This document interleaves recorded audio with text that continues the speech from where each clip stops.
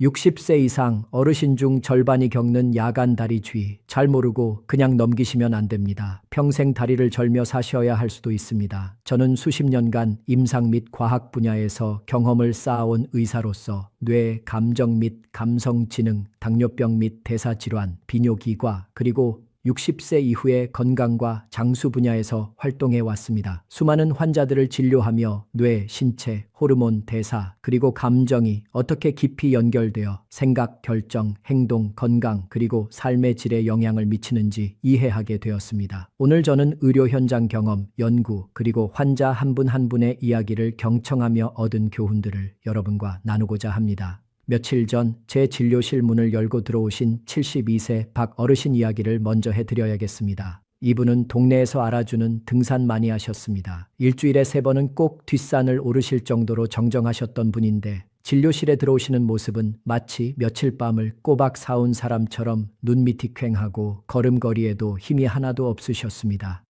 제가 어디가 불편하셔서 오셨냐고 여쭤보니 한숨을 푹 쉬시면서 이렇게 말씀하시더군요. 선생님, 저는 이제 밤이 오는 게 무섭습니다.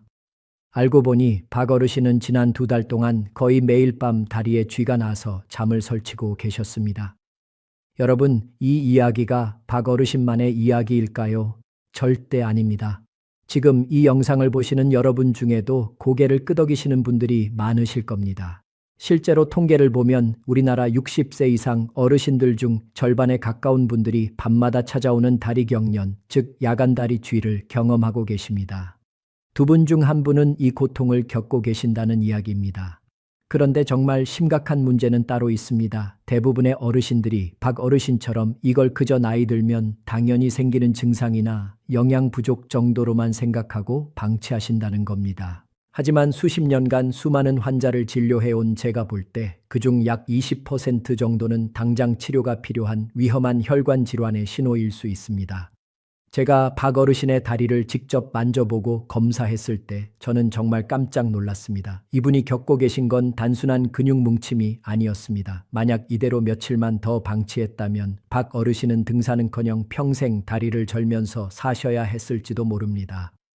최악의 경우에는 혈관 속에 생긴 혈전이 심장이나 폐로 날아가서 생명을 위협하는 아주 위험한 상황이 벌어졌을 수도 있습니다. 단순한 쥐라고 생각했던 증상이 사실은 내 몸이 보내는 마지막 살려달라는 신호였던 겁니다. 지금 여러분의 다리는 안녕하십니까?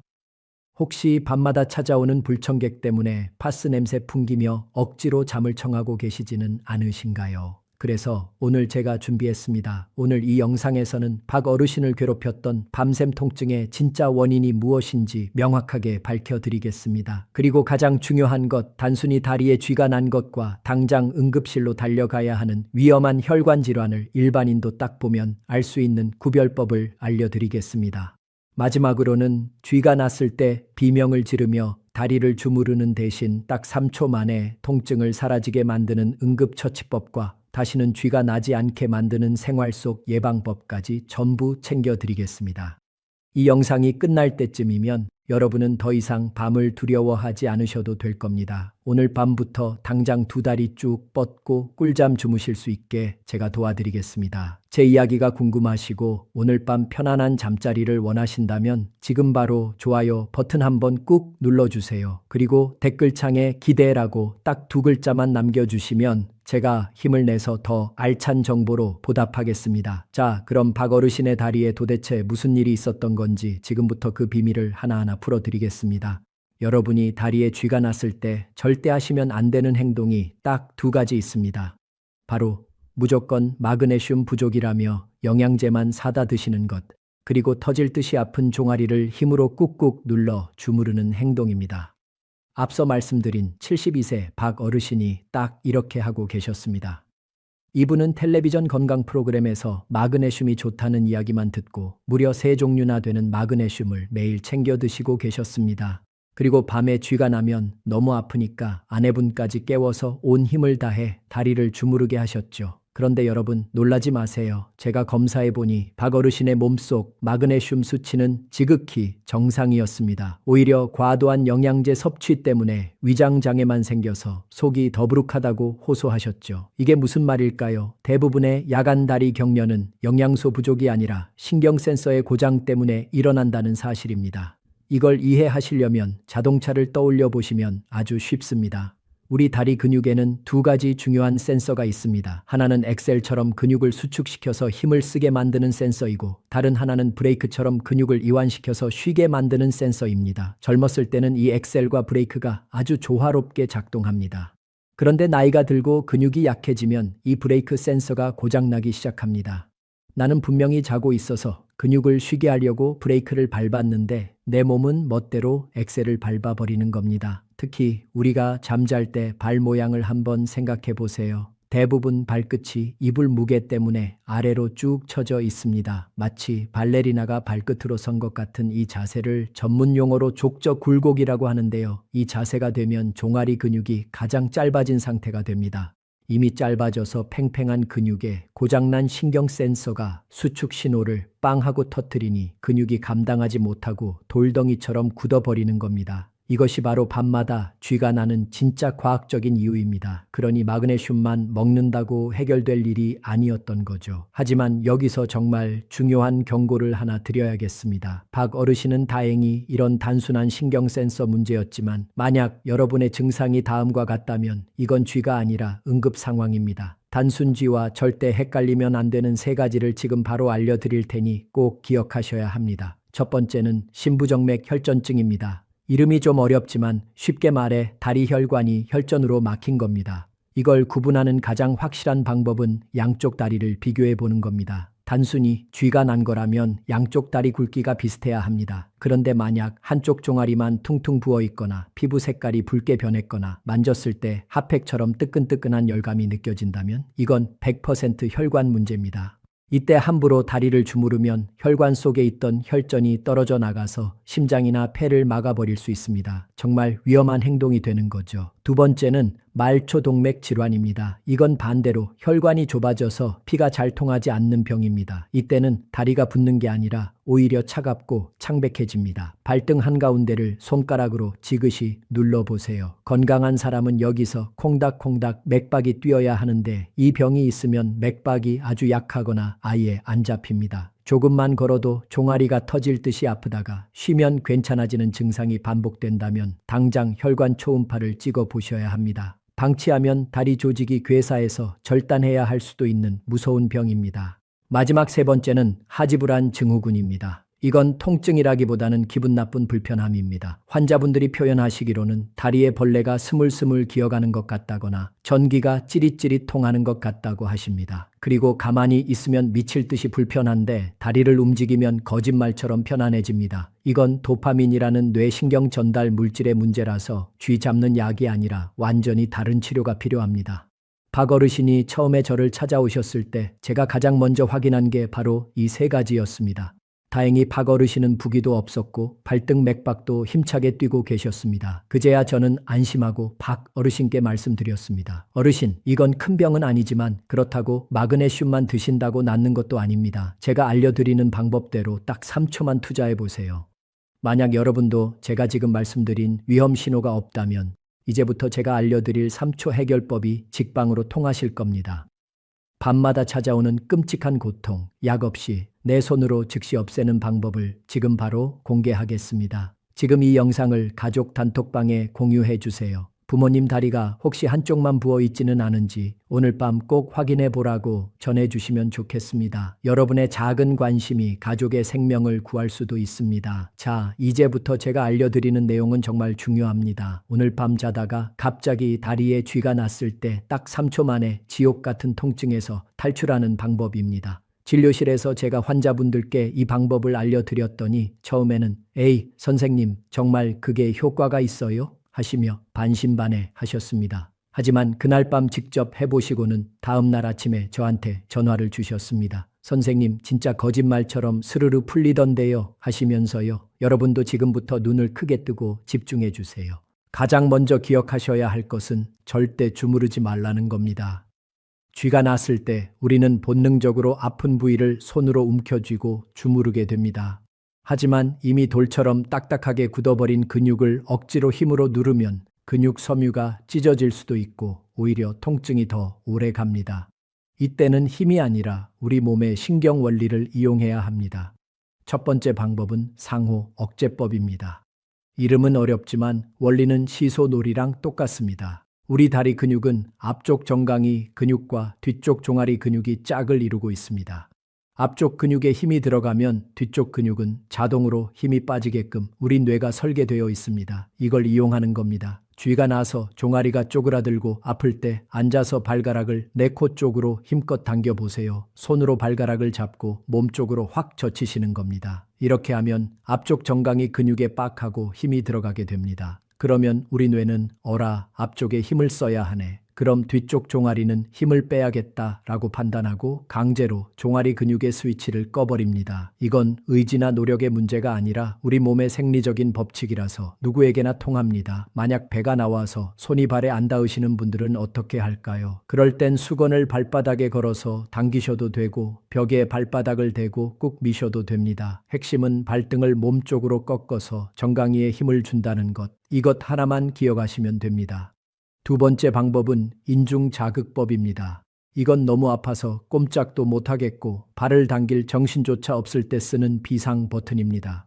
코와 입술 사이에 들어간 곳, 바로 인중입니다. 쥐가 났을 때 엄지와 검지로 이 인중을 아주 세게 꼬집거나 꾹 눌러주세요.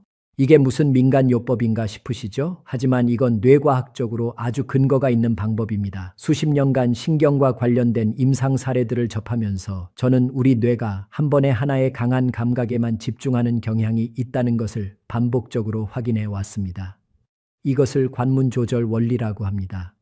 인중은 우리 몸에서 신경이 아주 예민한 급소입니다. 여기를 강하게 자극하면 뇌는 다리의 통증보다 인중의 자극을 더 크고 새로운 신호로 받아들입니다. 마치 사이렌 소리가 너무 시끄러울 때 더 큰 방송 소리로 덮어버리는 것과 비슷합니다. 이 자극만으로도 뇌가 다리 통증 회로를 잠시 차단해서 근육의 경련을 멈추게 하는 효과가 있습니다. 박 어르신은 이 두 가지 방법을 배우신 뒤로는 밤에 쥐가 나는 게 더 이상 무섭지 않다고 하셨습니다. 예전에는 쥐가 나면 10분, 20분씩 뒹굴며 고생하셨는데 이제는 쥐가 날 것 같은 느낌이 들면 바로 인중을 한번 꽉 누르시고 발끝을 몸쪽으로 당겨서 3초 만에 상황을 종료시키신답니다. 옆에서 주무시던 할머니를 깨울 일도 없어졌다며 얼마나 좋아하셨는지 모릅니다. 여러분도 오늘 밤 침대 옆에 수건 하나 딱 준비해 두시고 주무세요. 그리고 혹시라도 쥐가 찾아오면 당황하지 마시고 제가 알려드린 대로 발끝을 당기고 인중을 눌러보세요. 내 몸을 내가 조절할 수 있다는 자신감이 생기면 통증은 더 이상 공포의 대상이 아닙니다. 하지만 여러분, 이건 어디까지나 이미 불이 났을 때 끄는 소화기 같은 방법입니다. 애초에 불이 안 나게 하는 게 더 중요하겠죠. 쥐가 아예 안 나게 만드는 예방 루틴을 지금 바로 알려드릴 겁니다. 이건 박 어르신이 드시던 3가지 마그네슘 약을 다 끊고도 다리를 튼튼하게 만든 비결이기도 합니다. 급한 불을 끄는 법을 알았으니 이제는 애초에 불이 나지 않게 예방하는 법을 알아야겠죠. 박 어르신은 저를 만나고 나서 드시던 마그네슘 영양제 3통을 다 끊으셨습니다. 대신 제가 처방해드린 생활 습관으로 바꾸고 나서부터는 다리에 쥐가 나는 횟수가 한 달에 한 번 있을까 말까 할 정도로 확 줄어드셨습니다. 박 어르신이 실천하신 방법은 돈이 드는 것도 아니고 누구나 집에서 따라 할 수 있는 아주 쉬운 루틴입니다. 첫 번째 비밀은 바로 식탁 위에 있습니다. 많은 분들이 쥐가 나면 마그네슘부터 찾으시는데 사실 우리 신경을 튼튼하게 만드는 진짜 주인공은 따로 있습니다. 바로 비타민 B군입니다. 특히 비타민 B1과 B12는 신경세포막을 보호하고 신경신호가 제대로 전달되게 도와주는 핵심 연료입니다. 이게 부족하면 전선 피복이 벗겨진 것처럼 신경이 예민해져서 제멋대로 신호를 보내게 됩니다. 그래서 저는 박 어르신께 비타민 B 복합체 영양제를 딱 하나만 드시라고 권해드렸습니다. 그리고 식사 때는 타우린을 챙겨 드시라고 했습니다. 타우린은 우리 근육이 지치지 않게 도와주는 피로회복 성분인데 주로 간에서 만들어집니다. 그런데 나이가 들면 간 기능이 떨어져서 타우린 생산이 줄어들고 그러다 보니 근육이 금방 약해져서 경련이 오는 겁니다. 타우린은 오징어나 문어, 조개 같은 해산물에 정말 많이 들어 있습니다. 비싼 보약 드실 필요 없이 일주일에 두세 번 오징어국이나 조개탕 시원하게 끓여 드시는 게 다리 건강에는 최고입니다. 두 번째 비밀은 침실 환경을 바꾸는 겁니다. 박 어르신 댁을 보니 겨울이라고 아주 무거운 목화솜 이불을 덮고 주무시더라고요. 이게 바로 쥐를 부르는 주범이었습니다. 무거운 이불이 밤새 발을 꾹 누르고 있으면 발목이 아래로 펴지면서 종아리 근육이 밤새도록 긴장 상태가 됩니다. 그래서 저는 당장 가벼운 이불로 바꾸시라고 말씀드렸습니다. 그리고 아주 중요한 꿀팁 하나 더 알려드릴게요. 주무실 때 발목 밑에 베개나 쿠션을 하나 받치고 주무세요. 발이 심장보다 약간 높아지면 하루 종일 다리로 쏠렸던 혈액이 심장으로 잘 돌아와서 혈액 순환이 좋아집니다. 동시에 발목이 자연스럽게 아래로 펴지는 걸 막아줘서 근육이 편안하게 이완된 상태로 쉴 수 있게 됩니다. 자, 그럼 이걸 하루 일과로 정리해 드릴게요. 박 어르신의 쥐 잡는 하루 루틴입니다. 아침에 일어나시면 침대에서 내려오시기 전에 기지개를 켜면서 발끝을 몸쪽으로 당기는 스트레칭을 10번만 해주세요. 밤새 굳어있던 근육을 깨우는 겁니다. 점심에는 오징어나 조개류가 들어간 반찬을 맛있게 드시고 식후에는 가벼운 산책으로 햇볕을 쬐며 비타민 D를 합성하세요. 저녁에는 주무시기 1시간 전에 따뜻한 물로 15분만 족욕을 하세요. 이때 물 온도는 40도 정도가 딱 좋습니다. 너무 뜨거우면 오히려 근육이 놀랄 수 있으니까요. 그리고 잠자리에 들 때는 가벼운 이불과 발목 쿠션 잊지 마시고요. 이렇게 딱 2주만 해보시면 여러분의 다리가 달라지는 걸 느끼실 겁니다. 이제 진료실에서 자주 받는 궁금증 몇 가지를 시원하게 해결해 드릴게요. 질문 하나. 선생님, 저는 고지혈증 약을 먹는데 이것 때문에 쥐가 날 수도 있나요? 네, 맞습니다. 아주 예리한 질문입니다. 고지혈증 약인 스타틴 계열이나 혈압약 중 이뇨제 성분은 근육에 영향을 줄 수 있습니다. 스타틴은 근육 세포막을 불안정하게 만들 수 있고 이뇨제는 몸속 전해질을 소변으로 배출시켜서 쥐가 나게 만들 수 있거든요. 만약 약을 드시기 시작한 시점부터 쥐가 자주 난다면 절대 임의로 약을 끊지 마시고 주치 선생님과 상의해서 약 종류를 바꿔보시는 게 좋습니다. 질문 둘. 마그네슘을 먹어도 왜 효과가 없나요? 마그네슘이 효과가 없는 게 아니라 번지수가 틀렸을 가능성이 큽니다. 아까 말씀드렸듯이 영양 부족보다는 신경 피로가 원인인 경우가 훨씬 많거든요. 그리고 마그네슘은 흡수율이 낮아서 많이 드시면 설사만 하고 다 빠져나가는 경우도 많습니다. 그래서 무작정 양을 늘리기보다는 신경 비타민인 비타민 B를 같이 챙기시는 게 훨씬 효과적입니다. 이 궁금증이 좀 풀리셨나요? 건강은 거창한 게 아닙니다. 오늘 제가 말씀드린 작은 습관들이 모여서 내 몸을 지키는 튼튼한 방패가 되는 겁니다. 박 어르신도 처음에는 반신반의 하셨지만 지금은 저한테 그러십니다. 선생님, 진작에 습관을 바꾸고 오징어국 먹을 걸 그랬어요. 라고요. 지금 당장 실천하실 준비가 되셨다면 댓글에 숫자 인이라고 남겨주세요. 나도 이제 쥐 없이 꿀잠 자겠다는 여러분의 다짐을 보여주세요. 다른 분들이 남긴 숫자를 보면서 아, 나만 노력하는 게 아니구나 하고 서로 힘을 얻으실 수 있을 겁니다. 자, 오늘 정말 많은 이야기를 나눴습니다. 혹시라도 내용이 길어서 깜빡하셨을 분들을 위해 오늘 꼭 기억하셔야 할 핵심 3가지를 딱 정리해 드리겠습니다. 이 3가지만 기억하셔도 여러분의 다리 건강은 확실히 달라질 겁니다. 첫째, 내 다리의 쥐가 단순한 근육 경련인지 아니면 혈관이 보내는 구조 신호인지 반드시 확인하셔야 합니다. 다리가 한쪽만 퉁퉁 붓고 뜨겁거나 반대로 차갑고 맥박이 안 잡힌다면 그건 쥐가 아닙니다. 그럴 땐 지체하지 말고 바로 병원으로 가셔서 혈관 검사를 받으셔야 합니다. 둘째, 밤에 쥐가 났을 때 절대 비명을 지르며 주무르지 마세요. 발가락을 내 코 쪽으로 당겨서 정강이에 힘을 주는 상호 억제법, 그리고 인중을 세게 눌러서 뇌를 속이는 인중자극법, 이 2가지면 3초 만에 지옥 같은 통증에서 탈출하실 수 있습니다. 셋째, 비싼 마그네슘보다 신경을 지키는 비타민 B와 타우린을 챙기세요. 그리고 오늘 밤부터 당장 무거운 이불은 치우시고 발목 밑에 쿠션을 하나 받쳐주세요. 이 작은 습관이 여러분의 밤을 지켜줄 겁니다. 얼마 전 진료실에서 박 어르신을 다시 뵈었습니다. 문을 열고 들어오시는데 처음 배웠을 때 그 굳어있고 어두웠던 표정은 온데간데 없고 얼굴에 윤기가 흐르시더군요. 저한테 자랑스럽게 스마트폰 사진을 보여주셨는데 다시 동네 뒷산 정상에 올라가서 찍은 사진이었습니다. 어르신이 활짝 웃으며 이렇게 말씀하셨습니다. 선생님 덕분에 이제 밤에 다리 뻗고 잡니다. 우리 집사람도 이제야 살 것 같다고 하네요. 그 말씀을 듣는데 의사로서 이보다 더 큰 보람은 없겠다는 생각이 들었습니다. 밤새 편안하게 자는 것, 아침에 개운하게 일어나는 것, 그 평범한 일상이 사실은 가장 큰 축복입니다. 여러분, 건강은 거창한 결심에서 오는 게 아닙니다. 오늘 제가 알려드린 것처럼 오징어국 한 그릇 챙겨 드시는 것, 잠자기 전 15분 조격하는 것, 이런 사소한 실천들이 모여서 기적을 만듭니다. 혹시 지금도 다리 때문에 남몰래 고통받고 계신 분이 있다면 포기하지 마세요. 박 어르신이 해내신 것처럼 여러분도 분명히 해내실 수 있습니다. 오늘 밤은 부디 죄 걱정 없이 평온한 꿈 꾸시길 진심으로 바라겠습니다. 오늘 영상이 여러분의 건강한 잠자리에 조금이라도 도움이 되셨다면 구독과 알림 설정 버튼을 꼭 눌러주세요. 여러분의 클릭 한 번이 제가 더 좋은 영상을 만드는데 정말 큰 힘이 됩니다. 저는 다음 시간에도 여러분의 몸과 마음을 치유하는 따뜻하고 유익한 이야기로 다시 찾아오겠습니다. 지금까지 여러분의 건강 주치의였습니다.